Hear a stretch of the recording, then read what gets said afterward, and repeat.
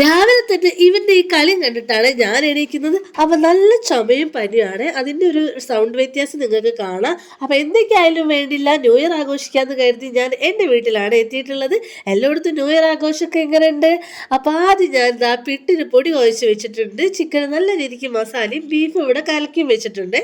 ആ ഒരു ടൈമിലാണ് വല്യച്ഛൻ ഈ ഒരു വൈന് കൊണ്ട് തരുന്നത്.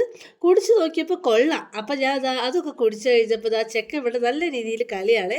അതൊക്കെ കഴിഞ്ഞ് ചിക്കൻ കാലും വറുത്തെടുത്തിട്ട് ഞാൻ ഫുഡ് കഴിക്കാൻ ഇരിക്കുകയാണ്. അങ്ങനെ പിട്ടും ബീഫും ചിക്കൻ കാലും എടുത്തിട്ടാണ് ഞാൻ ഫുഡ് കഴിക്കാൻ ഇരിക്കുന്നത്. അപ്പം ചിക്കൻ കാല് കണ്ടാൽ ഇങ്ങനെ കടിച്ചു വലിച്ചില്ലെങ്കിൽ എനിക്കൊരു സമാധാനം കിട്ടൂല. അതിനുശേഷം നല്ല ചൂട് ചായയും കുടിക്കുന്നുണ്ട്. അതിനുശേഷം ഒന്ന് ലുലു വരെ പോയിട്ട് കേക്ക് വാങ്ങാന്ന് കരുതി. എന്തൊക്കെയായാലും ന്യൂ ഇയർ ഒക്കെ അല്ലേ, ഒരു കേക്ക് കട്ട് ചെയ്യാന്ന് കരുതി. ലുലു തിരക്ക് ഒരു രക്ഷയും ഉണ്ടായിരുന്നില്ല ഗായ്സ്. അതിനുശേഷം 12 മണിയൊക്കെ ആയപ്പോൾ ആ കേക്കൊക്കെ ഞാൻ സെറ്റാക്കി വെച്ചിട്ട് ചെക്കനെയും വിളിച്ചുണർത്തിയിട്ടുണ്ട്. അവൻ്റെ ആദ്യത്തെ ന്യൂ ഇയർ അല്ലേ, പക്ഷെ ഉറക്കത്തുനിന്ന് എണീച്ച് വിളിച്ചില്ലായിരുന്നു കേട്ടോ അവൻ ഉണ്ടായിരുന്നത്. അതിനുശേഷം എല്ലാവരും കൂടി കേക്കൊക്കെ കട്ട് ചെയ്ത് ഞാൻ കേക്ക് കഴിക്കുകയാണ്. ഇത്രയൊക്കെയാണ് എൻ്റെ ഒരു കുട്ടി ന്യൂ ഇയർ വിശേഷം. ഇഷ്ടപ്പെട്ട എല്ലാവരും കൂടി സബ്സ്ക്രൈബ് ചെയ്യണേ. ഇനി പുതുവർഷത്തിൽ കാണാം. ബൈ.